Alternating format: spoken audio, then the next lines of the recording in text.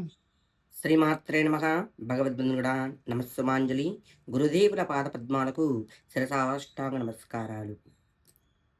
సోమవతి అమావాస్య సాయంకాలం 6 తర్వాత చేయవలసిన పరిహారం చెప్పుచూ ఉన్నాను.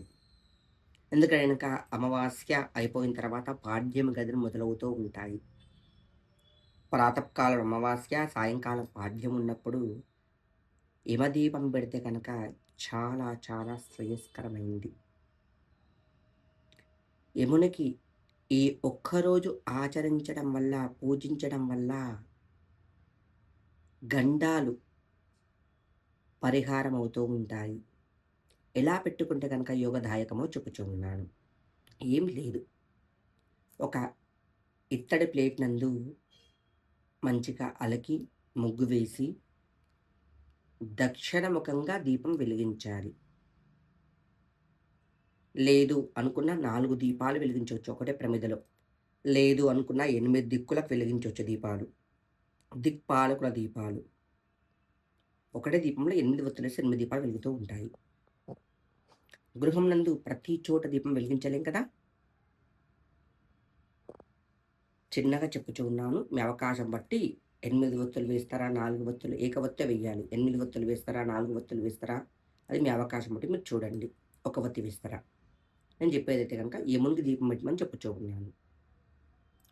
ఇత్తడి ప్లేట్ నందు నీటిగా అలకి, ముగ్గు వేసి, గుప్పెడు ధాన్యం ఏవైనా సరే గోధుమలు, వడ్లు అవకాశం బట్టి కందులు, పెసర్లు, శనగలు ఏవైనా సరే గుప్పెడు ధాన్యం పోసి, ఆ ధాన్యంపై కొద్దిగా జవ్వాదు, పసుపు, కుంకుమ, 7 లవంగాలు వేసి 3 తమలపాకులు పెట్టండి. తమలపాకుల పైన ఒక మట్టి ప్రమిదను ఉంచండి. ఉంచేసి ఆవాల నూనెతో పోసి వత్తి వెయ్యండి. 1 వేస్తారా? 4 వేస్తారా? 8 వేస్తారా? అవకాశం బట్టి చూడండి. ఏది వేసినా చాలా యోగదాయకము. వేసేసి యమునికి మనసా వాచా కర్మణ ధ్యానించుకోండి. ధ్యానించుకొని దీపం అగరబత్తులతో గాని, ఏకారతితో గాని దీపాన్ని వెలిగించండి. వెలిగించి యముడికి చూపెట్టండి. చూపెట్టిన తర్వాత ఆ దీపానికి కొద్దిగా గంధము, కుంకుమ, పసుపు, పువ్వులు, ఒక బెల్లం ముక్క నైవేద్యం పెట్టి 2 దానిమ్మ పండ్లు గానీ, 2 యాపిల్స్ గానీ, 2 చెర్రీస్ కానీ తాంబూలం పెట్టండి దీపానికి. తాంబూలం పెట్టేసి కొద్దిగా నువ్వులు, నీళ్లు కలిపి ఎలాంటి యమదోషాలు మా దగ్గర ఉండకూడదు, ఎలాంటి ఆటంకాలు ఉండకూడదు అని చెప్పేసని ధూపదీప నైవేద్యాలు సమర్పించినాక నువ్వులు, బియ్యాన్ని పోసి మనసా వాచా కర్మ ధ్యానించుకొని ఆ దీపం పక్కన నీళ్లు పోసి ఇలా వదిలిపెట్టేయండి. పెట్టి గృహంలోకెళ్ళి భోజన కార్యక్రమం చేసుకొని, ఒకటి అల్పాహారం చేసుకొని పడుకోండి.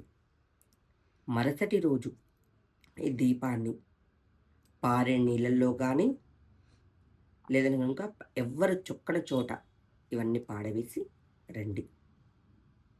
ఇలా పెట్టడం వల్ల నెగెటివ్ ఎనర్జీ కాకుండా ఏమో దోషాలు పోతూ ఉంటాయి. గండ పరిహారం ఖచ్చితంగా అవుతూ ఉంటుంది. కావున ప్రతి ఒక్కరు కూడా తెలుసా ఆనందంగా, యోగదాయకంగా ఉండాలని కోరుకుంటూ ఉన్నాను.